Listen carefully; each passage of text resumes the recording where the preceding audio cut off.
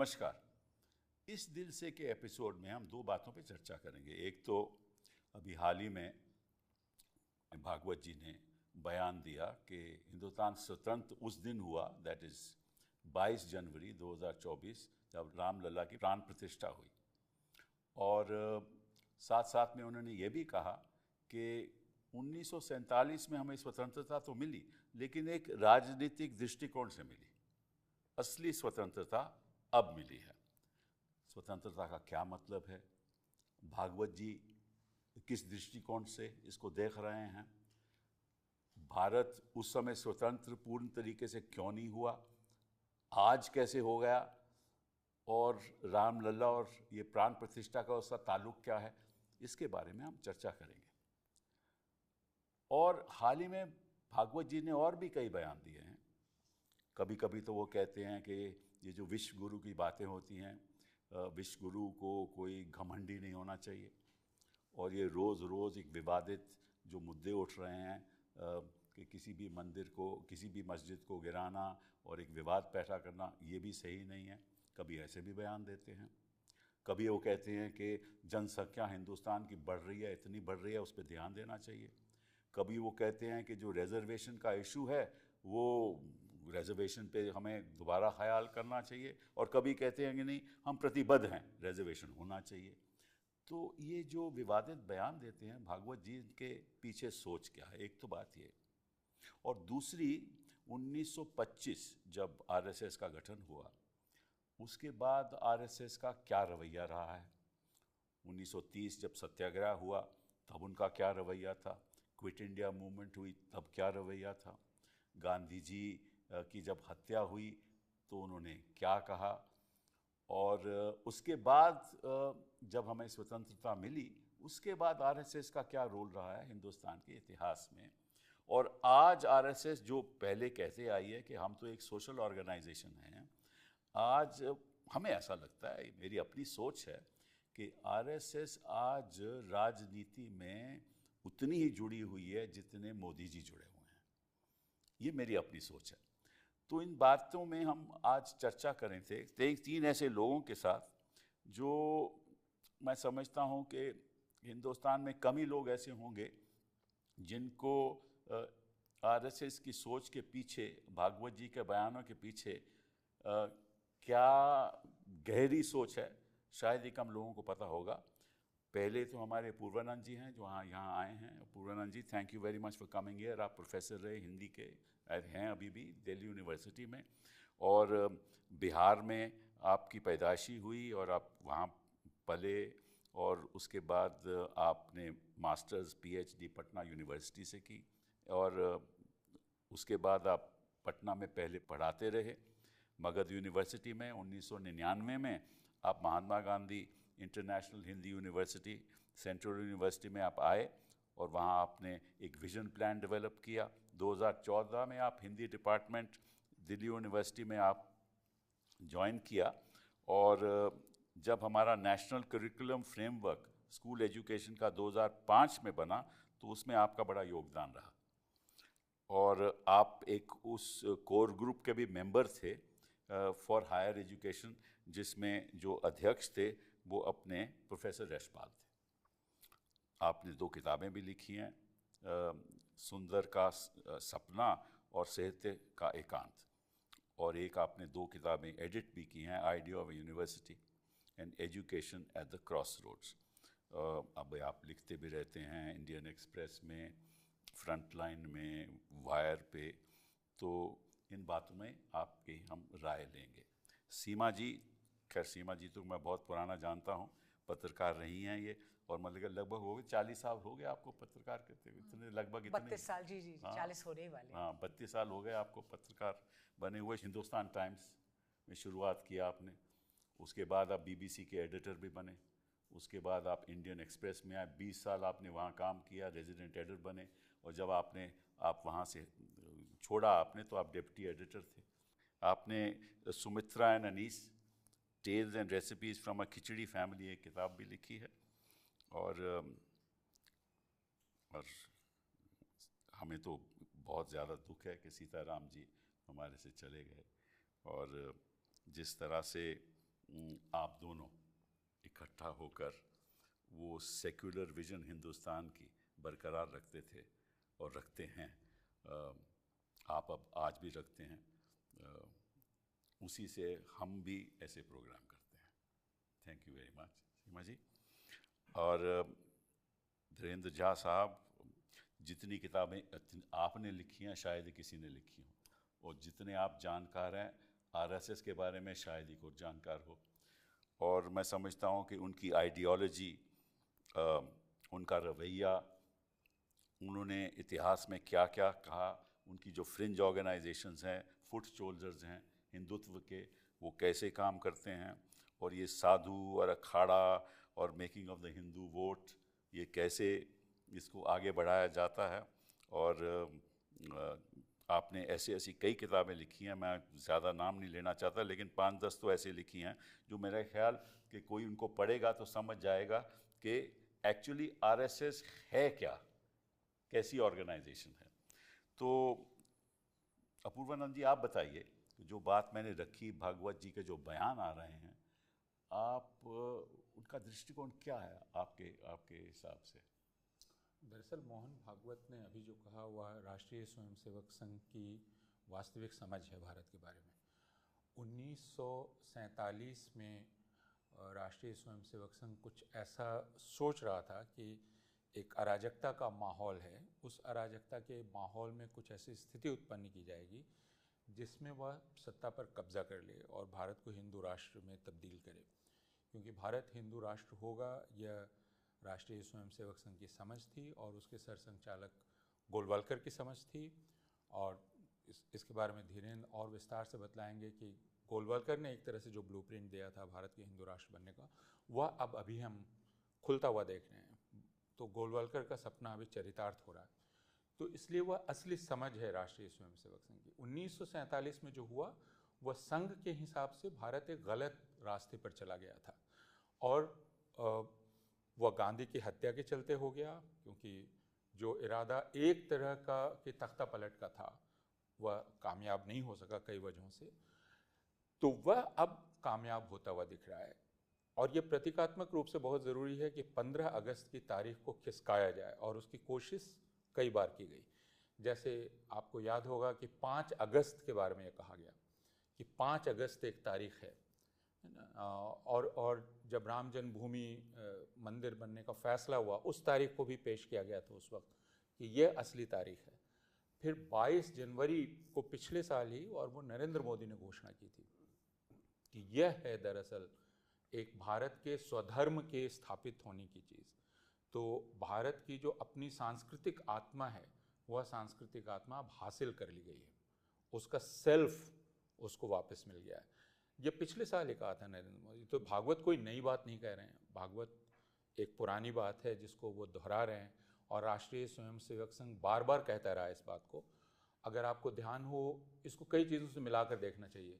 जैसे राष्ट्रीय स्वयंसेवक संघ ने तिरंगा को कभी स्वीकार नहीं किया था, राष्ट्रीय स्वयंसेवक संघ ने संविधान को स्वीकार नहीं किया था, तिरंगा को उसने अशुभ बतलाया था 3 रंगों का, और उसके बाद लाल कृष्ण आडवाणी ने यह कहा था कि तिरंगा के भीतर जो अशोक चक्र है वह दरअसल बौद्ध धर्म का प्रतीक है, इसलिए यह प्रतिनिधित्व नहीं करता है पूरे भारतवर्ष का, यह लाल कृष्ण आडवाणी ने कहा था। तो इस पूरे सिलसिले को देखने की ज़रूरत है। भागवत कोई एकदम अचानक बात नहीं कह रहे हैं। जो भी राष्ट्रीय स्वयंसेवक संघ को ध्यान से देख रहा है वो समझता है कि उसकी यही मंशा थी, और अब उसे लग रहा है कि चूंकि राज्य का सारा तंत्र उसके हाथ में है, तो जो गोलवलकर ने तो आप ब्लूप्रिंट सामने रखा था। स्वतंत्र कैसे हो गया भारत 22 जनवरी 1900? मैं आपसे सवाल पूछना चाहता हूँ। स्वतंत्र होने का मतलब यह है, उनका कहना यह है कि बाबरी मस्जिद गुलामी का चिन्ह था। ठीक है। और जब तक गुलामी की ये चिन्ह हमारी छाती पर रहेंगे तब तक हम सांस्कृतिक रूप से भी पराधीन हैं। राजनीतिक रूप से भले ही अंग्रेज चले गए, राजनीतिक रूप से भले ही भारतीयों के हाथ में सत्ता आ गई जो भारतीय हैं, लेकिन असल सत्ता तो हिंदुओं के हाथ में आनी थी, और हिंदू भी वो जो संघ जिनको हिंदू कहता है। तो हिंदू राष्ट्र भी नहीं, हिंदू राष्ट्र जैसे संघ उसे परिभाषित करता है। वो तो 2014 में आ गई ना, तो और फिर इनको स्वतंत्रता 2014 में मिलनी चाहिए। लेकिन हम उसको तार्किक ढंग से समझने का प्रयास करते हैं। इसलिए नरेंद्र मोदी ने 2014 में जब सत्ता संभाली, उसके बाद संसद में जो पहला वक्तव्य दिया, उस वक्तव्य में नरेंद्र मोदी ने कहा कि 1000 साल की गुलामी से हम आज़ाद हो रहे हैं। इस पर किसी ने ऐतराज़ नहीं किया। ये पहला बयान था नरेंद्र मोदी का संसद में। ये आज़ाद कैसे हुए? क्योंकि वो आ गए, क्योंकि हिंदू राष्ट्र आया, तो मतलब कि वो इसलिए सत्ता में आ गए आज़ाद तो हो वो आज़ाद हो गए। उनका यही कहना है कि उन्होंने 1000 साल की गुलामी से हिंदुस्तान को आज़ाद कराया, क्योंकि हिंदू धर्मनिरपेक्ष राष्ट्र में गुलाम ही थे। तो हम तो वो अंग्रेजों के भी गुलाम थे। अब अगर आप हिंदुत्व को समझने का प्रयास करेंगे तो, और बंकिम चंद्र चटर्जी का आनंद मठ पढ़ेंगे, तो अंग्रेज़ों को एक तरह से सहयोगी माना जाता था कि वे मुसलमानों के कब्जे से हिंदुओं को आज़ाद कराने में साथ आए। और ये खुद अंग्रेज़ भी कहते थे कि हम दरअसल मुसलमानों ने जो आप पर जुल्म किया है उससे आपको आज़ाद कराना चाहते हैं। आप सोमनाथ का पूरा वाक़या याद कीजिए, जिसमें उस अंग्रेज़ अधिकारी ने कहा था कि वो दरवाज़ा हम लाए हैं सोमनाथ का, तो जो अपमान का प्रतीक था सोमनाथ, उससे हिंदुओं को अब हम मुक्त कराना चाहते हैं। बाद में पता चला कि वो सोमनाथ का दरवाज़ा ही नहीं था, वो तो कहीं और का दरवाज़ा था। तो ये एक पूरी औपनिवेशिक समझ है जिसमें हिंदुओं को अंग्रेज़ यकीन दिला रहे थे कि वो हम आपको इस्लामी राज से आज़ाद कर रहे हैं, और इसको हिंदुत्ववादी स्वीकार कर रहे थे, जैसे बंकिम चंद्र चटर्जी आनंद मठ में स्वीकार कर रहे हैं, दूसरे लोग स्वीकार कर रहे हैं। तो अंग्रेज़ों से उतनी परेशानी नहीं थी जितनी मुसलमानों से थी। और अब लग रहा है कि हाँ, धर्मनिरपेक्ष जितना अत्याचार अंग्रेजों ने किया, कई मुगल राजों ने भी नहीं किया होगा। मसला वो है जलियांवाला बाग किसी मुगल राज ने तो, बादशाह तो नहीं किया था। मसला वो है नहीं। वो जो एक प्रतीकात्मक बात हिंदुओं में समझाना चाहते हैं कि हिंदू, भारत के पहले नागरिक कौन थे? हिंदू थे। सबसे पहले लोग कौन थे? हिंदू थे। बिल्कुल सही। मुसलमान आए और उन्होंने वो हिंदू पहचान मिटाना शुरू कर दिया। तो लाल किला क्या था? वो दरअसल पहले एक हिंदू इमारत थी। ताजमहल क्या था? वो पहले हिंदू इमारत थी। कुतुब मीनार क्या था? हिंदू इमारत थी। मुसलमानों ने उन सबको डिस्टॉर्ट कर दिया। तो अब हमें ओरिजिनल सेल्फ को वापस हासिल करना है, वो है। धीरेन्द्र जी ये बताइए कि भागवत जी ये भी कहते हैं कि देखिए, जैसे जर्मनी में जर्मन है, इटली में इटालियन है, तो ऐसे कोई भी यहाँ पैदा हुआ हो वो हिंदू है। तो अब जर्मन जो है वो तो एक सिटीजनशिप का कॉन्सेप्ट है, वो पैदाइश का कॉन्सेप्ट थोड़ी ना है। तो ये कैसे तुलना करते हैं भागवत जी हमेशा इन चीज़ों के बारे में? और जब 1930 में जब सत्याग्रह हुआ, और आपको तो मालूम है इस बात का, तो उस समय इन्होंने कोई साथ नहीं दिया। और 1947 में जब 42 में जब क्विट इंडिया मूवमेंट हुआ, सत्याग्रह, तो इन्होंने कहा, हेडवर्गर साहब ने कहा कि साहब ऐसा है कि इनके लोगों ने कहा, आरएसएस के लोगों ने, हम भी सत्याग्रह करना चाहते हैं, हम भी जेल जाएंगे। उन्होंने कहा बेवकूफ़ लोगों, जेल जाओगे तो तुम्हारे परिवार का क्या होगा? 2 साल जेल रहोगे तो परिवार बेचारा क्या करेगा? तो ये बातें छोड़ दो। तो इनके मन में क्या मतलब कि बैठा हुआ है, और इससे उनको क्या हासिल होगा अगर ये ऐसी बातें चलती रहेंगी? और हिंदुस्तान की गरीबी तो ख़त्म कर नहीं पाए, भुखमरी तो ख़त्म कर नहीं पाए, जो असली मुद्दे हैं। बात अपनी प्रतिष्ठा की करते हैं हमेशा। देखिए, भागवत जी ने 2006 के दिसंबर में उन्होंने कहा था कि असली आज़ादी तब मिलेगा जब अखंड भारत बनेगा। अब वो बोल रहे हैं कि असली आज़ादी 22 जनवरी है। जो सवाल है, जितने भी आपने सवाल किया, उन सवालों का बस एक ही जवाब है कि क्यों, आफ्टर ऑल भागवत जी को परेशानी क्या है? स्वतंत्रता संग्राम के प्रतीकों से कौन सा बेचैनी है? किस डर से वो भाग रहे हैं वहाँ उससे? क्यों नहीं एक्सेप्ट कर रहे? पूरा दुनिया जानता है कि 15 अगस्त 1947 को देश आज़ाद हुआ, हर एक आदमी जानता है, लेकिन वो भागे जा रहे हैं।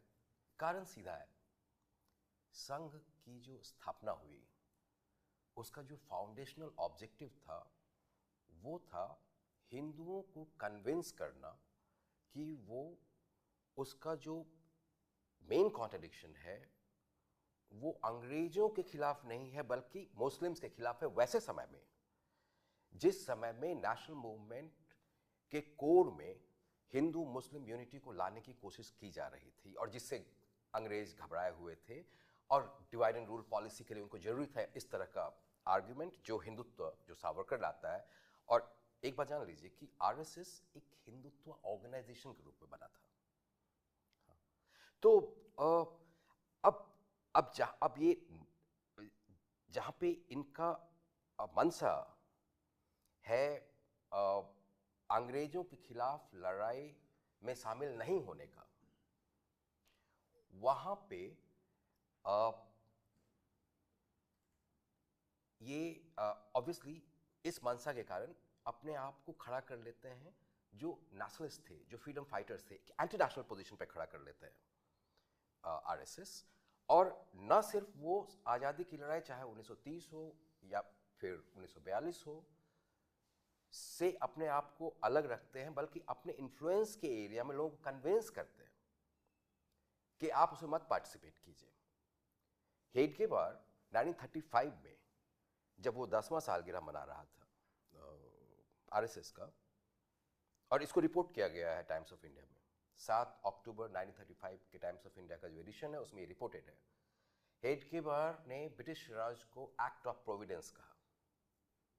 ना जब आप इस मानसिकता के साथ ऑपरेट करते हैं तो फिर बहुत मुश्किल होता है बाद में, मतलब आपको उस, इसलिए होता क्या है ना कि आप जब भी स्वतंत्रता की बात करेंगे, स्वतंत्रता संग्राम की बात करेंगे, स्वतंत्रता संग्राम के किसी भी प्रतीकों की बात करेंगे तो ये बहुत ही अनकंफर्टेबल हो जाते हैं, कहीं दूर भाग के जाते हैं, वहां अपना खूंटा गाड़ते हैं, क्योंकि उनको पता है कि अगर स्वतंत्रता संग्राम की बात होगी तो फिर उन बातों की भी चर्चा की जाएगी, गद्दारी किसने किया, और गद्दारों के लिस्ट में सबसे आगे खड़े थे आरएसएस के लोग।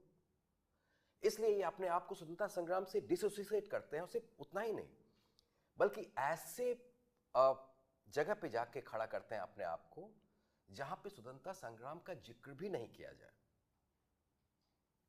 तो ये कॉन्टेक्स्ट है, ये इनका, तो ऑब्वियसली मतलब भागवत जी के श्रीमुख से जो वाणी निकल रहा है उसको जरूर देखें, लेकिन उसके पीछे का जो इनका बेचैनी है, जो डर है एक्सपोज हो जाने का, उसको भी देखना चाहिए। अच्छा चलिए मान लीजिए कि हिंदुस्तान की जहाँ जहाँ भी मस्जिद हैं ये गिरा के वहाँ मंदिर बना दे, मान लीजिए, तो कैसे स्वतंत्र होगा भारत? हाँ। मतलब कि आपके जो बेसिक मुद्दे हैं देश के, आप भी जानती हैं बेसिक मुद्दे हैं देश हैं, इनसे कोई लेना देना नहीं है। नहीं, जहाँ तक कि इस बयान का सवाल है और क्यों उन्होंने कहा, आपने बहुत अच्छा इसका मतलब समा बांधा और बताया इसका परिप्रेक्ष्य क्या है। ये जो स्टेटमेंट है इसमें एक चीज़ और निहित है जो कि इस पूरे बैकग्राउंड से आती है कि आपने एक अपना इंटरनल एनिमी आइडेंटिफाई कर लिया, क्योंकि अखंड भारत में भी वो इंटरनल एनिमी नहीं है, क्योंकि आपने अयोध्या में एक तरह से उसकी प्राण प्रतिष्ठा में उसका एक बड़ा एक ऐसा संदर्भ है जो कि लोगों को मन याद है, वो सब चीज़ें लोगों को ख्याल है इस बात का, तो आपने पूरा स्वतंत्रता संग्राम का कॉन्सेप्ट ही बदल दिया। Where are the British? आप तो अब बात करें मुसलमानों की या हिंदुओं की और गैर हिंदुओं की, और इसमें तो मेरा ध्यान जाता है कि जो सरदार पटेल ने जो खत लिखे थे आरएसएस को और कहा था कि हम तो चाहते हैं कि आप भाई हिंदुओं की भलाई के लिए काम करें, लेकिन आप तो सिर्फ एक एंटी, आप तो सिर्फ एक एनिमी विद इन खड़ा करके आप सिर्फ मुस्लिम विरोधी बातें कर रहे हैं, इसमें हिंदुओं का कहाँ भला है? तो मुझे लगता है इस स्टेटमेंट को बहुत केयरफुली देखने की ज़रूरत है, क्योंकि इसमें ये सिर्फ कहना कि 1947 में राजनीतिक स्वतंत्रता मिली थी, ये तो बहुत ही खतरनाक बात है, क्योंकि एक जो पूरा सोशली ट्रांसफॉर्मेटिव एक जो कैरेक्टर है भारत के संविधान का, जिसने आज़ादी दी, हर तरह से मुक्ति दी, मतलब बंधुआ मजदूर को मुक्ति, अनटचेबिलिटी से मुक्ति, एक तरह से एक संकीर्ण सोच से मुक्ति। और यूँ समझिए आप कि 1945 जब वर्ल्ड वॉर 2 ख़त्म होता है, जब सबसे घिनौनी जिस तरह की वो यूरोपियन नेशनलिज्म जो बिल्कुल ही rotten nationalism if you like, उनको डिफीट कर देते हैं, उसके बाद भारत एक इतने दूर की बात करता है भारतीय राष्ट्रवाद की, जिसकी परिभाषा किसी ज़बान, किसी जेंडर, किसी क्रीड से, किसी से उसका कोई लेना देना नहीं है, उसको ख़त्म करने का प्रयास है, उसको इरेज करने का प्रयास है। और इसको तो आप ठीक उससे जोड़िए जो मोदी जी आए थे पहली बार 2014 में, उनका ये कहना कि 70 साल से कुछ नहीं हुआ है, मतलब आप पूरे एक प्रयास को जिसने भारत को आधुनिक बनना सिखाया, सबको साथ रह के रहना सिखाया, उसको आप ख़त्म करना चाह रहे हैं। तो मुझे लगता है इसलिए ये स्टेटमेंट पे हमें गौर करना चाहिए और इसको बहुत ध्यान से देख के इसकी जितनी भी हम लोग क्रिटिसिज्म कर सकें वो करना इसको बहुत ज़रूरी है, क्योंकि इसमें निहित है पूरी जो अनपीलिंग ऑफ इंडिया, मॉडर्निटी की पूरी, मॉडर्निज्म की पूरी अनपीलिंग इसमें लिखी हुई है, और एक तरह से आप इंटरनल एनिमी क्रिएट कर रहे हैं, आप हिस्टोरिकली इनवैलिड एक बात कह रहे हैं, और आप एक बिल्कुल नई दिशा देना चाह रहे हैं भारत को, इस पूरे लैंडमार्क्स को। नहीं, पर अभी तो भागवत जी ये भी कहते हैं, और मैंने उनका बयान भी सुना है, कि अब तो कॉन्स्टिट्यूशन है, हमारा संविधान है, हम उसके मुताबिक चलना चाहिए। ये भी उन्होंने कहा है। लेकिन इस तरह की फोक्ड टंग बातें तो बहुत ही इसके बड़े इंस्टेंसेस हैं कि इसीलिए तो मुझे समझ नहीं आती कि ये हिंदुस्तान के प्रति क्या करना चाहते हैं। देखिए, इस देश में 140 करोड़ लोग हैं, सारे तो हिंदू नहीं हैं, और सारे हिंदू इनके साथ भी नहीं हैं, ये भी बात सही है जी। हाँ, तो अब मैं भी हिंदू हूँ, आप लोग भी हिंदू हो, और हम सब बात कर रहे हैं। तो जो देश के सामने जो कठिनाइयाँ हैं, जो चुनौतियाँ हैं, उसके बारे में तो बात करते नहीं। तो इसका मतलब कि भागवत जी और बाकी विजय संघ के लोग जो भी ऐसी बातें करते हैं, केवल इसलिए करते हैं कि वो जो वोट बैंक पॉलिटिक्स है हिंदुओं का, किसी तरीके से ये हमेशा सत्ता में रहें। इसीलिए अमित शाह जी कहते हैं कि हम अगले 50 साल सत्ता में रहेंगे। तो इनका कुछ लेना देना नहीं है आम जनता की जो मुश्किलें हैं, जो चुनौतियां हैं, उनसे कुछ लेना देना नहीं है। ये केवल इसीलिए कर रहे हैं, ये मेरे अपनी राय है, इसीलिए कर रहे हैं कि किसी तरीके से जब भी चुनाव आए तो हम ये बातें करें ताकि वो हिंदू वोट बैंक वोट हमें मिल जाए। और जब हम चाहें कि हम कहीं हम तो कम संविधान से प्रतिबद्ध हैं तो हम संविधान की बात करेंगे, और जब हमें इलेक्शन आएगा तो हम ये बातें करेंगे। हाँ, मैं इस बात से इत्तेफाक रखती हूँ कि ये एक तरह की वोट बैंक को तैयार करने का प्रयास है, लेकिन ये उससे कहीं ज़्यादा है। इनका जो सैद्धांतिक, एक इनका मूल जो ऑब्जेक्टिव है, हमको उसको कभी इस बात में कंफ्यूज नहीं होना चाहिए कि ये सिर्फ वोट जीतने के लिए कर रहे हैं। उनके बड़े क्लियर मोटिवेशंस हैं, और 100 साल से वो बहुत क्लियरली इस बात को कहने आए हैं। नहीं तो 1925 में आप शॉर्ट्स में और शर्ट में सुबह डंडा और वो लेके आप मार्शल एक्सरसाइज क्यों करें? चलिए, पैंट है, मेरा मतलब उस तरह के आप मार्शल एक्टिविटी क्यों कर रहे हैं? आप उस तरह, उसका मकसद क्या है? डंडा किसके खिलाफ चलाया जा रहा है उस टाइम पे, जब आप अंग्रेजों के खिलाफ नहीं है उस समय? और बिल्कुल जो आप बता रहे हैं कि बिल्कुल कॉलोनियल औपनिवेशिक जो एक पूरी समझ है हिंदुस्तान के बारे में कि हिंदू मुस्लिम ब्रिटिश, उस तरह का आप विभाजन करके आपकी इतिहास के बारे में वही समझ और वही प्रोपेगेंडा है। तो इसका क्या मतलब है? पूर्णा जी बताइए। मैं थोड़ा इनसे इत्तेफाक करता हूँ। इन्होंने कहा कि इनकी सोच कहीं इससे ज़्यादा है, मतलब कि ये केवल राजनीति की बात नहीं है। लेकिन मान लीजिए कि इसके पीछे कोई ऐसी सोच है, उस सोच से करेंगे क्या? ये मैं आपसे एक सवाल पूछना चाहता हूँ कि ये सोच को बरकरार कैसे करेंगे अगर ऐसी सोच इनके है तो? नहीं, अगर हम फिर एक तार्किक ढंग से सोचने का प्रयास कर रहे हैं। हमें लगता है कि इसका कोई एक अंतिम लक्ष्य होगा। अंतिम लक्ष्य ये होगा कि भारत के सारे लोग खुशहाल हो जाएंगे, जैसे आप सवाल कर रहे हैं, क्या इससे भुखमरी खत्म होगी, बेरोजगारी खत्म होगी? लेकिन ये मकसद नहीं है। हाँ, बिल्कुल। जैसे इसको अगर बहुत आसान करके समझने की कोशिश करें तो एक गुंडा क्यों कब्जा करना चाहता है किसी चीज़ पर? वो जिस पर कब्जा करना चाहता है उसकी खुशहाली के लिए नहीं करना चाहता है, बल्कि उसको कब्जा करके जो खुशी मिलती है उस खुशी के लिए करना चाहता है, और उसका कोई अंत नहीं है। इसलिए लोग पूछते हैं हिंसा का उद्देश्य क्या है? हिंसा का उद्देश्य कुछ नहीं है, हिंसा का उद्देश्य और हिंसा है। उससे क्या मिलेगा? मैं पूछना चाहता हूं। उससे उनको एक खुशी मिलेगी। आप हिटलर से ये पूछते कि उसको क्या खुशी मिल रही है यहूदियों को मारकर? क्या यहूदियों का जनसंहार करके जर्मनी की खुशहाली हो रही है? वो नहीं हो रहा है। उसी तरह वह एक फैसिस्ट खुशी है, एक सैडिज्म है जो इस आइडियोलॉजी में इनहेरेंट है, जिसको हमेशा नए वायलेंस से और खुशी मिलती है। तो उसका मकसद सिर्फ वायलेंस है, सत्ता का मकसद और सत्ता है, कब्जे का मकसद और कब्जा है। हम इसको रैशनली समझना चाहते हैं कि इसका तो कोई मकसद होगा, शायद हिंदुस्तान इससे विकसित हो जाए। वो मकसद बिल्कुल नहीं है, क्योंकि जो ये संतोष दिलाना चाहते हैं हिंदुओं को वो ये है कि आपको अब एक मिला है जिसको आप डोमिनेट कर सकते हैं, आप उसको अपने अंगूठे के नीचे रख सकते हैं, उसे जब चाहें आप थप्पड़ लगा सकते हैं, जब चाहें उसके घर घुस सकते हैं, आप उसको लिंच कर सकते हैं, ट्रेन में उसको मार सकते हैं। इससे ज़्यादा खुशी और क्या होगी? ये खुशी हर किसी को मिल रही है, ये खुशी दी जा रही है, बांटी जा रही है, ये नशा बांटा जा रहा है। और वोट बैंक की हम बात कर रहे थे, सीमा का यह कहना बिल्कुल ठीक है कि रोज़ सुबह जो शाखा होती है, सरस्वती शिशु मंदिर जो हज़ारों की संख्या में है, विद्या भारती के जो स्कूल हज़ारों की संख्या में, और उनसे लाखों बच्चे हर साल निकलते हैं, तो यह कोई इलेक्शन के लिए नहीं हो रहा है, और यह हो रहा है एक ऐसी आबादी पैदा करने के लिए जो नफ़रत से भरी हुई आबादी है, जो मुसलमानों को डर की निगाह से देखती है, ईसाइयों को डर की निगाह से देखती है, जो उनको समझ नहीं पाती है। ये एक पूरी ट्रेनिंग है जो दिन रात चलती है, एक फैक्ट्री है जो निकल रही है। हिटलर से तुलना करना 21वीं सदी में जो हिटलर ने किया होगा वो अलग बात है, लेकिन आज के दिन this world is one world, और इसके बड़े पहलू हैं, इसके अंतर्राष्ट्रीय नतीजे भी हैं, प्रभाव भी है, और ऐसा तो नहीं कि बाहर के देश इसको हमें देख नहीं रहे।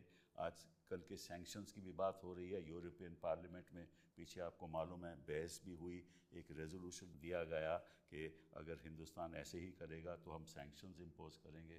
तो मैं समझता हूँ कि इतना आसान नहीं है, और वायलेंस अपने आप में कोई मकसद हो नहीं सकता, और 140 करोड़ लोगों के देश में कोई ऐसा कहे कि हम वायलेंस से सबको काबू करेंगे, सब ऐसा हो नहीं सकता। आफ्टर ऑल हमारे भी तो कॉन्स्टिट्यूशनल कोर्ट्स हैं, और सुप्रीम कोर्ट आज यहाँ ठीक है, हम कुछ उनके फैसलों से इत्तेफाक रखते हैं, लेकिन ऐसा तो नहीं कि वो उन्होंने सब कुछ नज़रअंदाज कर दिया। हमारे प्रेजेंट चीफ जस्टिस ने रोक लगा दी ना, तो क्या मकसद केवल वायलेंस है, क्या मकसद केवल कैप्चरिंग है?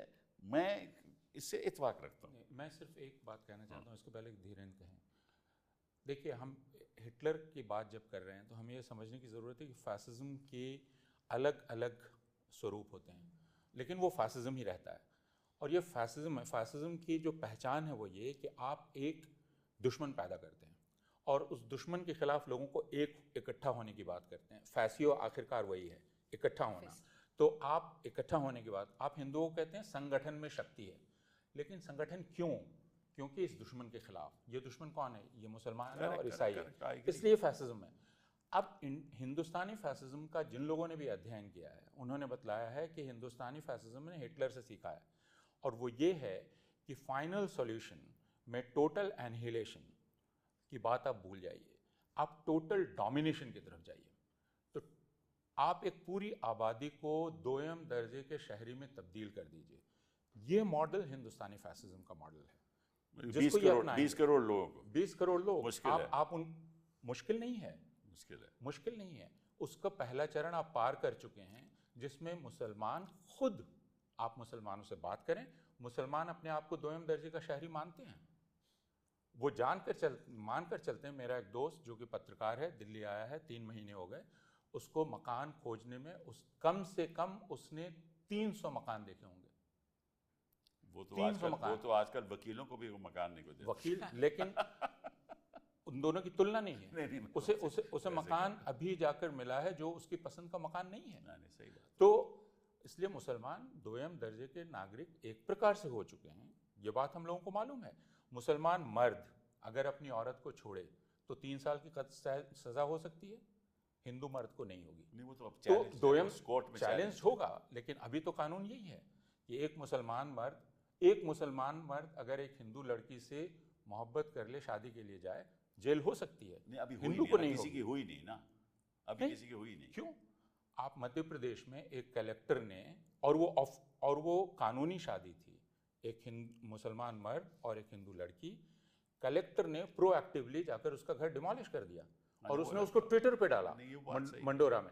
तो व्यावहारिक रूप से अगर आप देखें तो मुसलमान पिछले 10 वर्ष में हिंदुस्तान में दोयम दर्जे के शहरियों में तब्दील किए जा चुके हैं, और यही आरएसएस की मंशा थी, धीरेन्द्र जी। टोटल एनहिलेशन नहीं। अब आप बताइए कि ये अपने आप में एक मंशा हो सकती है कि हम डोमिनेट करेंगे, डोमिनेट करके सब पे कब्जा कर लेंगे, जो हम चाहेंगे वो 16-17% लोग इस देश के, उनको मानना पड़ेगा, कोर्ट्स चुप रहेंगी, ये ऐसा हो सकता है आपके हिसाब से? देखिए, ये ऑब्वियस है, जैसा आप लोग बोल रहे हैं, ये ऑब्वियस है कि आरएसएस शुरू से, खास करके गोलवलकर जब से सरसंघ चालक बना उसके बाद से, पूरे आइडियोलॉजिकल क्लैरिटी के साथ, उसके पहले आइडियोलॉजिकल क्लैरिटी उस तरह का नहीं था क्या करना है इसको लेके, लेकिन यहाँ से आइडियोलॉजिकल क्लैरिटी साफ था इनके पास, क्योंकि 1939 में उसने जो किताब लिखा तो उसमें साफ साफ लिखा हुआ है, we are our nation defined में। इनके फंडामेंटल्स नहीं बदले हैं। I agree. और इनका डे 1 से जो कोशिश था वो एक पॉलिटिकल स्पेस क्रिएट करने का था जिसमें कि मुस्लिम्स सेकेंड क्लास सिटीजन रहे, सिटीजनशिप राइट्स जो होते हैं उनके पास नहीं हो। और ये बात वी में तो दिखा ही है, we are our nation defined में, ये हम पिछले 10 साल में इंप्लीमेंट होते हुए देख रहे हैं। मतलब क्या ये संभव है? संभव हो चुका है। आप जुडिशरी की बात करेंगे, सुप्रीम कोर्ट ठीक है, सुप्रीम कोर्ट में दोनों तरह की बातें आती हैं, लेकिन आप उसके नीचे जाइए, आप पाएंगे कि नीचे का जुडिशरी का हालत बहुत खराब है। मतलब सारे इंस्टीट्यूशंस आज की डेट में हिंदुत्व के विंग के रूप में काम कर रहे हैं, और जुडिशरी का नीचे का तबका का सिग्निफिकेंट सेक्शन भी उसमें है। Media, election commission, CBI, ED, किसी को भी ले लीजिए ना। जब सारे इंस्टीट्यूशंस जिनका काम है मास डेमोक्रेसी को प्रोटेक्ट करना, सारे लोगों के राइट्स को प्रोटेक्ट करना, जब इंस्टीट्यूशंस हिंदुत्व के विंग्स के रूप में काम करने लगे तो फिर तो संभव दिख रहा है। चलिए, तो मैं आपसे एक और सवाल करना चाहता हूँ और आपसे सब लोगों की राय लेना चाहता हूँ कि ठीक है, अगर 2014 से लेकर आज तक ये सत्ता में रहे और हिंदुत्व का इतना ही प्रभाव था, तो इनको 230 सीट कैसे आई पिछले इलेक्शन में?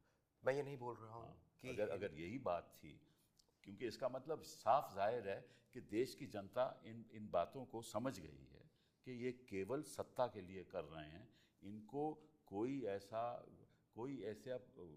मोहब्बत नहीं है, हाँ, कि हम लोगों की ज़िंदगी में बदलाव लाएं, बेहतरी लाएं, केवल सत्ता के लिए ये कर रहे हैं। ये बात समझ गई है। और देखिए, आपकी बात सही है कि इनकी जो बुनियाद है और सोच की बुनियाद है, वो जो आप कह रहे हैं वो सही है, लेकिन ये बुनियाद जो सोच है ये 21वीं सदी में इस किस्म की डाइवर्स भारत में लागू नहीं कोई कर सकता। लेकिन मैं बताऊं आपको, इसके बारे में मैं आपकी राय चाहता हूं। हिंदुत्व एक फैक्टर है। ये जो 230 आया या बाद में जितने भी इलेक्शन रिजल्ट जो आ रहे हैं पिछले कुछ समय में, हिंदुत्व एक फैक्टर है, लेकिन जो इंस्टीट्यूशंस का इस्तेमाल हो रहा है वो आप सही इलेक्शन को जीतने के लिए, उन फैक्टर्स को जब आप मिला देंगे तो फिर आपको दिखेगा कि जो रिजल्ट है वो सिंपली हिंदुत्व से एक्सप्लेन नहीं किया जा सकता है। इंस्टीट्यूशन का इस्तेमाल हो रहा है, हम तो मीडिया में हैं, हम जानते हैं कि मीडिया को किस तरह से टेक ओवर किया गया है, बिल्कुल पूरी तरह से। तो ठीक है, वैसे हालत में मतलब ये कहना सही नहीं होगा कि हिंदुत्व का इन्फ्लुएंस सारा कुछ कर रहा है। यही जो एडमिनिस्ट्रेशन का पावर है, उसके थ्रू आप इंस्टीट्यूशंस को टेक ओवर। इसका मतलब है अगर हिंदुत्व अकेला इंस्टीट्यूशन आप कैप्चर ना करो और हिंदुत्व की आइडियोलॉजी पे जाओ, आपको 300 सीट 230 से 30 से भी कम आएंगी। बिल्कुल, ठीक है ना? तो इसका मतलब ये इतना प्रभावित आज तक नहीं हुआ, यही मेरा मानना है, लेकिन आपकी राय फिर भी चाहता हूँ। सीमा बोलेंगी, लेकिन मेरी ये समझ है कि आपको 80% हिंदुओं को कन्विंस करने की ज़रूरत नहीं है। 30% हिंदू काफ़ी हैं इस राय को, क्योंकि बाकी 70% नहीं बोलेंगे, और ये बिल्कुल स्वाभाविक है। अगर यहाँ एक गुंडा आ जाए तो 5 लोग शायद किनारे हो जाएंगे। बाहुबली कहते हैं, बाहुबली सुनने में अच्छा लगता है, संस्कृत शब्द है। बाहुबली गुंडा वो है जो जिसको हम सारे लोग जानते हैं। तो अमल गया, हम उन लोगों जैसे बात नहीं करना चाहते। 5 उस बाहुबली से सहमत नहीं होंगे, लेकिन वो खामोश हो जाएंगे। उसको सिर्फ एक सहयोगी चाहिए और उसके बाद वो अपना काम कर सकता है। इसलिए अगर हम यह कह रहे हैं कि हिंदुओं की अधिकांश आबादी उनसे सहमत नहीं है, अधिकतर आबादी, आप बिल्कुल ठीक कह रहे हैं, लेकिन हिंदुओं की अधिकतर आबादी से हम ये तवक्को नहीं कर सकते कि वो उनका विरोध करेंगे सक्रिय, संभव नहीं है। और दूसरे, जैसा धीरेन्द्र ने कहा कि अगर पुलिस उनके साथ हो जाए, जो संभल में दिखलाई पड़ा, जो उत्तर प्रदेश में दिखलाई पड़ा। मैंने कल के कुंभ की तस्वीर देखी कि एक मुसलमान ये भूंजा वाला जो भूंजा लेके गया हुआ है, उसको खींचकर बाहर निकाले और पुलिस निकाल रही है। नहीं, वो सही है। तो पुलिस ये काम कर रही है, इसलिए जो उनको लागू करना है वो लागू करने। और अगर हमारा सेनाध्यक्ष आज राजनाथ सिंह के साथ हिंदू वेशभूषा में जाकर पूजा कर रहे हैं, तब हमें बहुत गहरा शक है कि फौज हमारी किस दिशा में जा रही है। तो भारत के सारे संस्थान अगर ये तय कर रहे हैं कि वो हिंदुत्व से सहमत होंगे, तो फिर आपको 70% हिंदुओं की जरूरत नहीं है। नहीं, बस यही तो हो गया ना। तो फिर तो मेरी बात आप मान रहे हो। सीमा जी से मैं पूछूंगा। मैं इसमें I am on your team, हाँ। मतलब मैं इस बात को बिल्कुल मानती हूँ कि हम एक बहुत डेंजरस वक्त से गुजर रहे हाँ, हैं। इट्स अ ग्रेट चर्न, और जो हम सब वो बातें कह रहे हैं वो शायद ये कह रहे हैं कि इनकी मंशा ये है, इनके ऑब्जेक्टिव्स ये हैं, लेकिन ये किस हद तक सफल होंगे मुझे बहुत डाउट है इस पे। और वो कॉन्टेस्ट तो ऑन है, वो भले कितना अनइवन कॉन्टेस्ट हो, वो जैसा भी हो, वो कॉन्टेस्ट तो है और वो रहेगा, क्योंकि जो जड़ें हैं, जो ओरिजिन्स हैं आधुनिक भारत के 1950 के संविधान के, वो तो दिखते हैं ना हमें। मतलब ऐसा एक तबका है, और जो आप कह रहे हैं 230 सीट जो यूपी में इनका हाल हुआ, जिसको वो फॉर ग्रांटेड ले रहे थे, मिशन 80 उनका डिफीट हुआ, वो दक्षिण भारत की आप बात अयोध्या में हार हो गई, अयोध्या में हार हो गई, और कितना कुछ करना पड़ा है, पुलिस दौड़ानी पड़ रही है वोटरों के पीछे कि वोट ना दे पाए लोग ताकि हम जीत सकें। तो तमाम इन प्रयासों के बावजूद मतलब भारत जिंदा है और वो पूरा प्रयास करेगा इसको करने का। एक छोटी सी बात मैं कहना चाहूंगी, आपने वायलेंस की बात की कि कुछ हद तक वो सेंसलेस वायलेंस वगैरह, लेकिन देखिए वायलेंस एक बहुत निहित है इसमें, और वो स्टेटेड, मतलब वो part of the ideological thing है। सावरकर ने तो पूरा लिखा है इस पे, Dhirendra will correct me if I am wrong, लेकिन भाई violence and being in a state of war, क्योंकि आपको वो एंग्जाइटी, एक एंगर चाहिए कि मुझे एंगर है उसके खिलाफ, तभी ये सस्टेन होगा। और ये तो पूरी बात कही है कि हमको मिलिटराइज करना है हिंदुइज्म को, and we have to Hinduise the military. तो ये तो पूरे ऑब्जेक्टिव्स और इनके पॉलिटिकल गोल्स के हैं। सीमा जी वो भी नहीं हो रहा। कोशिश तो हो रही है, कोशिश तो कर रहे हैं। मैं ये मानती हूँ आपकी बात कि उसमें पूरी तरह से सफल नहीं हुए हैं, लेकिन कोशिश पूरी है कि संस्थाओं को पूरी तरह से बैठा दिया जाए और ये कर दिया जाए। और इसमें मीडिया का जहाँ तक, क्योंकि मेरा ताल्लुक है मीडिया से, धीरेन्द्र का ताल्लुक है मीडिया से, जहाँ मुझे गुस्सा और आता है, जो बहुत स्पष्ट रूप से हम लोग देख रहे हैं, जिस तरह से ट्रंप जो अभी स्वेरिन हुए हैं उनको किया जा रहा है। एक बहुत खूबसूरत शब्द है सेन वॉशिंग, जिस तरह से ग्रीन वॉशिंग और वाइट वॉशिंग होती है कि आप वो बात कहेंगे नहीं। जैसे हम लोगों ने कहा कि बाहुबली, अब लोग मुमन गुंडों को बाहुबली ही कहते हैं, आप हिंदी चैनल वगैरह को लगा तो भाव कोई गुंडा नहीं बचा, सब बाहुबली हो गए। उसी तरह से सेन वॉशिंग कि हम कहते हैं नहीं नहीं वो तो ऐसे कह रहे हैं, जबकि व्हाट इज क्लियर कि भाई क्या कह रहे हैं भागवत जी, वो तो बिल्कुल अनपील कर रहे हैं भारत को, और इस बात को हमको कहना पड़ेगा। तो ये सेन वॉशिंग थोड़ी कम करनी चाहिए मीडिया को। सीमा जी आपने बिल्कुल सही कहा, और मीडिया से अब आप जुड़ी हुई हैं। अगर आप आज YouTube में देखो, अगर प्रधानमंत्री जी को भाषण दे रहे हैं और इनके कोई नेता लोग भाषण दे रहे हैं, आप YouTube में चले जाओ तो जो फुटप्रिंट है बड़े कम हैं। हाँ। बड़े कम है, लोग ज़्यादा कम सुन रहे हो। अगर आप लोग, जो हमारा सोशल मीडिया है जो ऐसी बातें करता है, उसके फुटप्रिंट कहीं ज़्यादा हैं, तो आप इस बात को मानोगी कि जो आम जनता है वो समझ चुकी है कि इनका दृष्टिकोण केवल इतना ही है और इनकी सोच केवल इतना है कि हिंदुओं के आधार, हिंदुत्व के आधार पे इनको सत्ता पानी है। और आपने सही कहा अपूर्व रंजन जी कि इनको चाहिए, इनको तो केवल 30% चाहिए वोट, ठीक है ना। तो फिर मेरी बात सही हुई ना कि अगर इनको 30% वोट चाहिए तो हिंदुत्व से कुछ लेना देना नहीं है, केवल इतनी यही चाहते हैं कि हम सत्ता में रहें। तो यही बात मैं कहना चाहता हूँ। नहीं, हिंदुत्व तो वही है कि 30% वोट मिल जाए कि, और हिंदुत्व उस 30% वोट से स्थापित हो जाएगा, उसका इस्तेमाल किया जाएगा, और उसका इस्तेमाल किया जाएगा। तो हिंदुत्व दरअसल वही है। हम हिंदुत्व को कुछ और समझने की कोशिश कर रहे हैं, लेकिन वह बिल्कुल वही है जो वो कर रहे हैं कि 30% वोट, और 30% वोटों में कुछ और इजाफा 5% का, फिर सत्ता आपके हाथ में है, और फिर आप सारा अपना जितना भी योजना आपकी है उसको लागू कर सकते हैं। तो हम कहते हैं योजना क्या थी, योजना को इन्होंने लागू किया 370, फिर इन्होंने राम जन्मभूमि मंदिर बना दिया, फिर इन्होंने जम्मू कश्मीर फिर भी अयोध्या में हार गए। तो ये 240 है, लेकिन 240 के बाद जून से लेकर अब तक जितनी हिंसा मुसलमानों के खिलाफ हुई है, ये संख्या में कमज़ोर हुए हैं और मुसलमानों पर हिंसा में इजाफा हुआ है। इन दोनों बातों को हम लोगों को देखना पड़ेगा। इस बीच में ही कम से कम 10 या 12 मुसलमान इस्लामी इमारतों पर इन्होंने दावा पेश कर दिया है। ये इस बीच में हुआ है। अभी तो प्लेसेस ऑफ वर्शिप एक्ट अभी सुप्रीम कोर्ट में बिल्कुल लगने वाला है। लेकिन सीमा जी एक और मैं आपसे बात करूँ, और आपने ये सब बातें कही कि ये इस्तेमाल करते हैं जुडिशरी का, प्रयास करते हैं ये पुलिस का, इलेक्शन कमीशन का, एडमिनिस्ट्रेशन का। तो इसका मतलब ये हुआ कि अगर उनको 230 सीटें मिली, इस सब के बावजूद मिली, तो इस मतलब असलियत है कि इनकी 200 से कम आई। रियलिटी है, बिल्कुल। रियलिटी है। अगर इनकी 200 से कम आई तो हिंदुत्व तो फेल हो गया ना। बिल्कुल। फिर आप कैसे कहते हो कि हिंदुत्व सक्सेसफुल है? जब तक हम इन संस्थाओं के खिलाफ याचिका नहीं डालेंगे, इलेक्शन कमीशन के खिलाफ, पुलिस के खिलाफ जो तरफदारी करते हैं, जब तक हम वो लड़ाई कोर्ट में नहीं लड़ेंगे, और अगर हमारे हक में फैसला हो गया तो ये हिंदुत्व कहीं कहीं के रहेंगे नहीं मेरे हिसाब से। तो कहने का मतलब यह है कि जितना मर्जी प्रोपेगेंडा कर लें, जनता हिंदुस्तान की समझ चुकी है। चलिए मैं इससे अलग बात करते हैं। देखिए, ये खुद भागवत जी रोज़ कहते हैं कि रोज़ आप ये कहते हो कि भैया मंदिर को बनाना है और मस्जिद गिरानी है, ये गलत बात है। ये खुद कहते हैं, ठीक है, रोज़ मेरे पास बयान है उनके कि ऐसा नहीं होना चाहिए। ये तो हिंदुस्तान तो एक डाइवर्स देश है, हिंदुस्तान एक डाइवर्स देश है, विभिन्न धर्म के लोग यहाँ रहते हैं। हालांकि जो भी यहाँ पैदा हुआ वो हिंदू है, ये भी बात साथ में कहते हैं। तो ये कॉन्ट्रडिक्टरी जो इनका सिस्टम है, बट छोड़िए इसको। मुझे एक बात का जवाब दीजिए कि क्या आरएसएस आज एक राजनीतिक ऑर्गेनाइजेशन बन गई? बिल्कुल, और इसी गारंटी पे कि वो कल्चरल ऑर्गेनाइजेशन रहेंगे, जो कि बाला साहब देवरस ने शायद राइटिंग में या इसका पूरा आश्वासन दिया गया था भारत सरकार को इन पर जब बैन लगा था उसको लिफ्ट होने के पहले, उसका ये उल्लंघन है। अगर ये राजनीति नहीं है तो क्या है?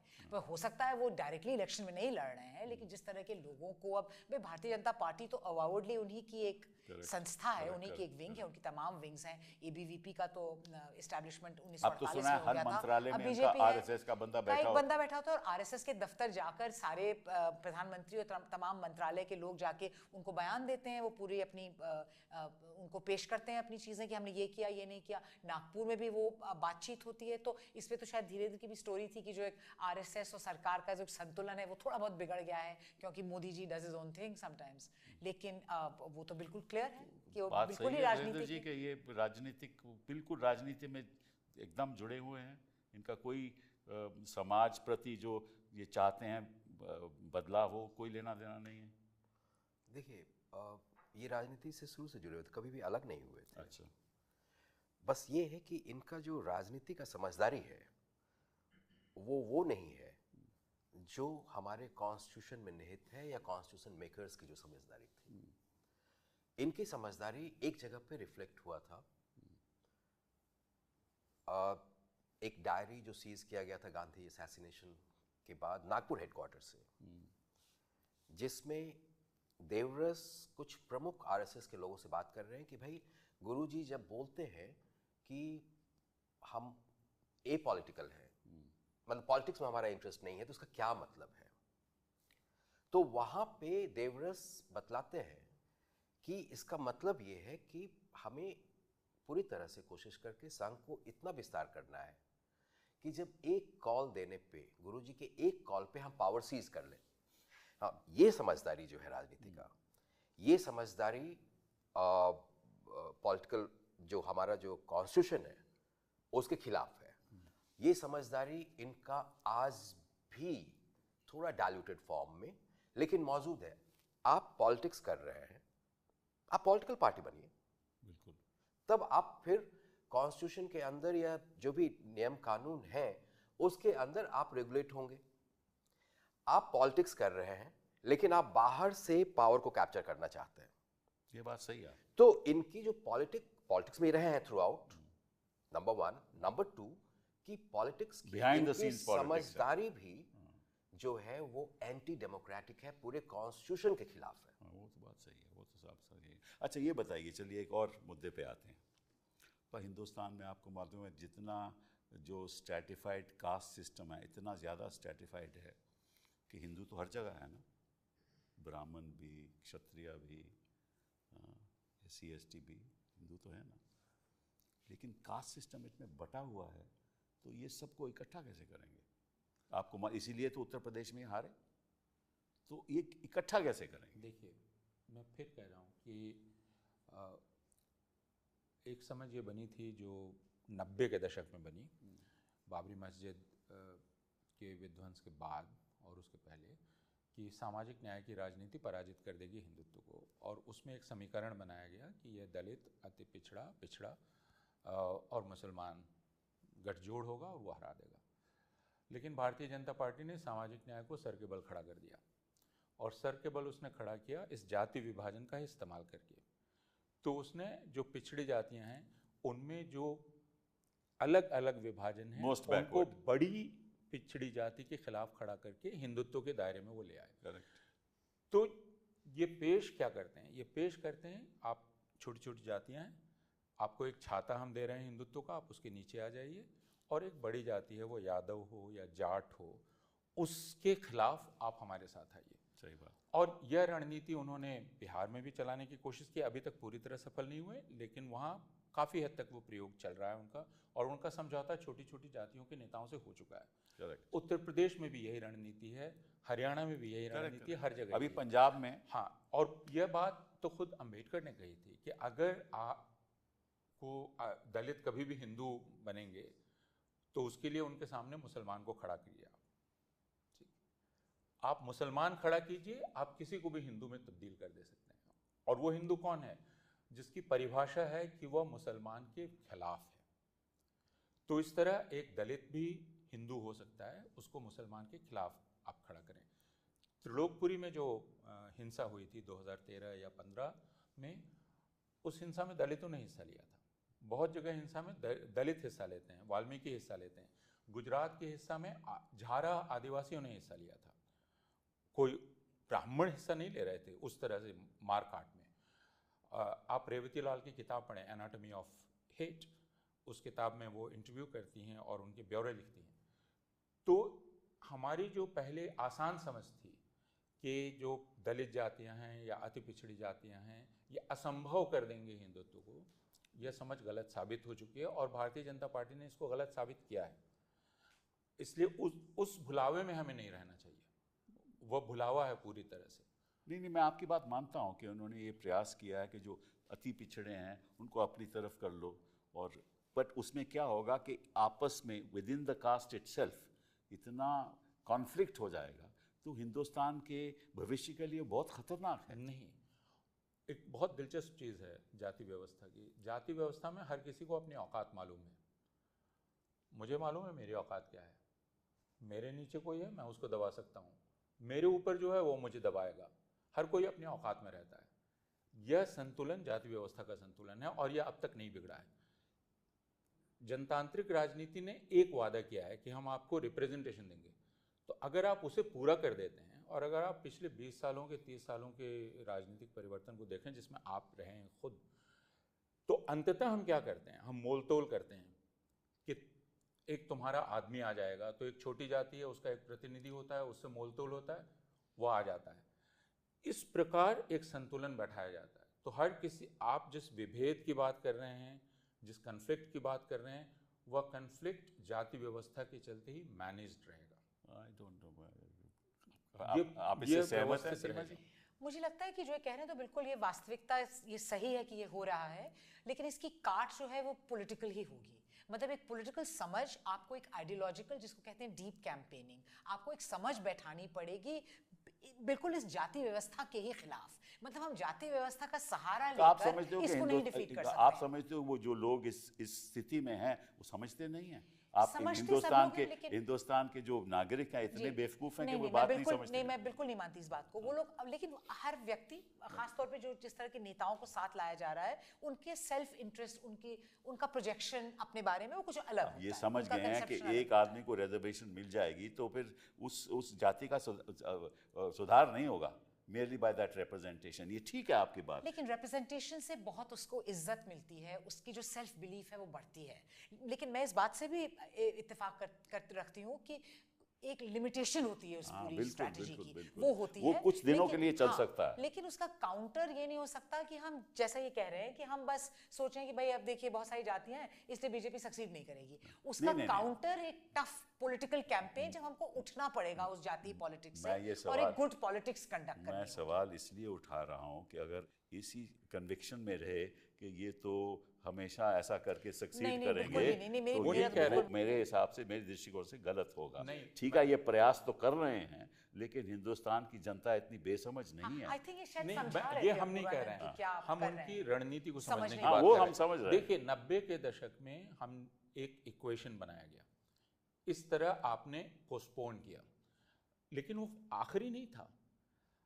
जो किया और जो खतरनाक हुआ और जो सोशल जस्टिस पॉलिटिक्स ने किया, उसने कास्ट को एक अंतिम कैटेगरी बना दिया जो हमेशा रहेगी, जिसमें ही मोबिलाइजेशन होगा, डेमोक्रेटिक मोबिलाइजेशन होगा। हमें उससे आगे जाने की ज़रूरत है। जैसे वो हिंदुत्व का विजन पेश कर रहे हैं, हमें एक बड़ा सोशल कॉन्ट्रैक्ट पेश करना पड़ेगा। मैं वो कह रहा हूँ, और वो कन्विक्शन के साथ पेश करना पड़ेगा। वो नहीं किया जा रहा है। अगर हम यूटिलिटेरियन तरीके से सिर्फ जाति की बात करते रहेंगे तो वो यूटिलिटेरियन है और वो अपील नहीं करेगा। मैं आपसे बात सहमत हूँ मैं आपसे। मेरा सीमित, मैं जो कहना चाहता हूँ वो सीमित तर्क किया है कि हम और तब आप बार बार हारेंगे, तो फिर भी ये क्योंकि उसमें वो जीतेंगे। पूर्वानंद जी, बात तो ये मनुस्मृति की करते हैं कि अगर मनुस्मृति अगर लागू होगी तो फिर ये कास्ट सिस्टम कैसे रहेगा? यही तो बात है। देखिए, हिंदुत्व जो है वो ब्राह्मणिज्म का पॉलिटिकल मैनिफेस्टेशन है। ये लोग इस बात को बोल नहीं सकते क्योंकि फिर से लागू तो करते हैं हर जगह। हाँ, लेकिन बोल नहीं सकते, ये बोलेंगे हिंदू। लेकिन ये बेसिकली ब्राह्मणिस्ट्स हैं और उनका संख्या बहुत नहीं होता है समाज में। बाकी लोगों के लिए ये एलियन बॉडीज हैं, वायरसेस, इंफीरियर है, बाकी सब तो इंफीरियर है। और वो जो स्पेस है जहाँ तक मतलब उस स्पेस को जीतने के लिए ये बहुत तरह के हथकंडे का इस्तेमाल करते हैं। जो ब्राह्मणिज्म के बाहर का जो स्पेस है, उन हथकंडों का काउंटर क्या होगा ये तो पॉलिटिकल पार्टीज को सोचना होगा, और जिस दिन काउंटर उनके पास होगा उस दिन ये बाहर होंगे सत्ता से। बाहर होंगे बशर्ते कि जैसा मैंने कहा कि आप एक वैकल्पिक सोशल कॉन्ट्रैक्ट लोगों के सामने पेश कर सकें और खुद आपका कन्विक्शन उस बड़े विजन में हो, उस कन्विक्शन के साथ आप खड़े हों और यूटिलिटेरियन तरीके से आप ये कोशिश ना करें कि आप ये गठजोड़ करके हम किसी तरह से काम चला लेंगे, फिर हम हमेशा हार। हमारा एक आइडियोलॉजिकल पोजीशन होना चाहिए। हाँ, मैं इसी बात में, क्योंकि कई लोगों को ये मानना है कि देखिए, हम नौकरी की बात करें, हम जॉब्स की बात करें, हम बेरोजगारी की बात करें जो आपको करनी चाहिए, लेकिन वो एक इस तरह के हिंदुत्व हाई नून में वो नाकाफी है। आपको उसके साथ एक बात करनी पड़ेगी अपनी आइडेंटिटी के बारे में, इंडियन नेशनलिज्म के बारे में, और इंडिया का जो, और उसको गर्व से कहना पड़ेगा। तो हम सेक्युलर शब्द का इस्तेमाल ना करें, हम प्लूरल ना कहें, हम इससे अब बच नहीं सकते हैं, क्योंकि अब आप उस तरफ अगर एक आइडेंटिटी की अपील को कर रहे हैं, सिर्फ इस तरह की बातें करने से वो अब वो हटने नहीं वाला है उसका। वो अगर आपको बात असर्ट करनी है तो आपको एक बुनियादी रूप से एक बड़े आइडिया की बात करनी है। आइडिया क्या है? जो सही है वो सही है, यही तो आइडिया है। जिसमें हर व्यक्ति जो गलत है वो गलत है, वो सही है। और पॉलिटिकल पार्टीज को ये क्षमता होनी चाहिए, ये कॉन्फिडेंस होना चाहिए कि जो गलत है वो पब्लिकली कहें। लेकिन आज के दिन कोई पॉलिटिकल पार्टी ये कहने को तैयार ही नहीं है। वो सोचते हैं कि हमारा ये वोट बैंक चले जाएगा। कुछ तो कह रहे हैं, जो बात कहनी पड़ेगी आपको, आखिर डेमोक्रेसी का, जमहूरियत का वादा क्या है? जमहूरियत का वादा यह है कि वो एक वाहिद शख्स को उसके तौर पे पहचानेगी। बिल्कुल। लेकिन आप उसको उसके ओरिजिन से पहचानना चाहते हैं। बिल्कुल। आप हमेशा उसके उसके परदादा क्या थे, नाना क्या थे, तो नाना दादा ने क्या किया, उसकी पनिशमेंट आप हम लोगों को दे रहे, इधर जो भी हो। मैं कह रहा हूँ, मेरी पहचान, मेरी मुझे मिलनी चाहिए इज्जत एज अ सिटीजन। तो as a citizen, as an individual, that's right. तो my origin doesn't define me. Correct. जो भी ऑरिजिन है वो मुझे डिफाइन नहीं करता है। यह बात जब तक हम नहीं करना शुरू करेंगे पॉलिटिकल लैंग्वेज में, तब तक हम आगे नहीं जा सकते। ये तो कॉन्स्टिट्यूशन कहती है ये, लेकिन हम तो नहीं कहते हैं। हम कॉन्स्टिट्यूशन कहती है my only status in life is my citizenship. हम जो हिंदुत्व की काट करना चाहते हैं, हम भी ओरिजिन में जाते हैं और हम भी ओरिजिन में जाकर उसकी काट करना चाहते हैं। वो नहीं होगा। इसमें थोड़ा केयरफुली इसको नुआंस करना होगा, क्योंकि कई दफा कई लोगों का ओरिजिन उनकी डीप बैकवर्डनेस का एक कारण है। उसमें तो वो तो कॉन्स्टिट्यूशनली रिकॉग्नाइज्ड है। आर्टिकल 15 and 16 की जो बात है, that you have to recognize, मतलब तो I don't think हम आइडेंटिटी से पूरी तरह से, that's a different thing. Correct. It has to be done with that, in that Wasim way. But that way, promise that I will be recognized as an individual. Sure. So my rights as an individual. और दूसरे कि अगर आप मुझे identify कर रहे हैं एक मुसलमान के रूप में भी, या एक हिंदू के रूप में भी, या एक सिख के रूप में भी, तो उस रूप में भी मेरी इज्जत रहनी चाहिए। Also, that doesn't preclude my being an Indian. Yeah, so maybe I group think to just make identity- that big argument we have to. Fundamentally, I'm a citizen of this country. Correct. And as a citizen, जो मेरे अधिकार हैं वो संविधान ने मुझे दिए हैं, वो अधिकारों हर पॉलिटिकल पार्टी को ये कहना चाहिए कि ये एक सिटीजन है, इसके अधिकार हैं, संविधान इनको अधिकार देता है, हम इनके साथ खड़े रहेंगे। बिल्कुल, and also what I eat, who I marry, who I love, what has language I nothing to do with speak, my citizenship. gender has, and that has to be stated time and time again By in the every simplest political of party. languages. Correct. And but I think all citizens, I think citizens of India will have to stop kind of outsourcing this job to political parties also. We're at that stage of kind of suppression of rights that we'll have to take it up. CBI पहुंच जाएगी, ED पहुंच जाएगी, policeman पहुंच जाएगा, FIR दर्ज हो जाएगा, आजकल फिर मेरे तो बड़े पास आना फर्जी पड़ेगा, scams भी हो फिर रहे मैं हैं, केस काफी। लड़ूंगा, वो साल बीत जाएंगे, वो बेचारा बाहर नहीं आएगा, वो कहेगा कि यार उनकी फैमिली कहेगी छोड़ो यार, इनके साथ ही चलो, इनको वोट दे दो। आपने CBI ED के पहुंचने की बात की, असलियत तो ये है ना। आपने CBI ED की पहुंचने की बात की, मुझे तो लगता है इतना लोग बिलीव करते हैं कि CBI और ED आ जाएगी, that so many of these cyber frauds are happening for that reason. Of course. That people think that oh, it must be the CBI or must the be central true. agency, it must be true. It's actually a shining indictment of this government that so much of fraud is being believed by intelligent citizens. क्योंकि By लोग ये digital- मानते हैं कि क्योंकि लोग ये सरकार मानते fraud हैं कि कर सकती है। सरकार कर सकती है इस तरह आपके के काम, साथ भेज रही है किसी को। आपको एक आखिरी सवाल, ये जो Final सवाल। RSS में है, इनमें महिलाएं इनमें क्यों नहीं शामिल होती? वो तो बहुत क्लियर है इनका। I don't think women form a part of that contract. ये There is तो some उन्होंने Durga कहा, Vahini इन्होंने happening. कहा कि भैया, जो भागवत जी ने कहा कि हमारा जो मर्द का काम है वो है पैसा कमाना, और औरतों और को जो वही करना औरतों का काम है को घर में काम करना, और जिस दिन वो औरत कही मैं घर में काम नहीं करूंगी तो उसको छोड़ देना चाहिए। ये तो भागवत जी का कहना है। हाँ साहब, ये तो इनकी राय, बट इसमें तो सारी इस तरह की जो फिलोसफीज हैं जो कि पूरा इस तरह की ब्लड लाइन और इस तरह की बात करती हैं एक्सक्लूजनरी, उनका तो controlling women, controlling the wombs of women is a primary business. तो इसमें तो there are So no therefore control is their ideology. Control is ideology. Right? And in that you And show decontrol some- should be our philosophy. Decontrol has to be at the heart of liberating the Indian Republic. So let's all get together and have more programs like this to liberate India from the attempt to control India. Thank you very much.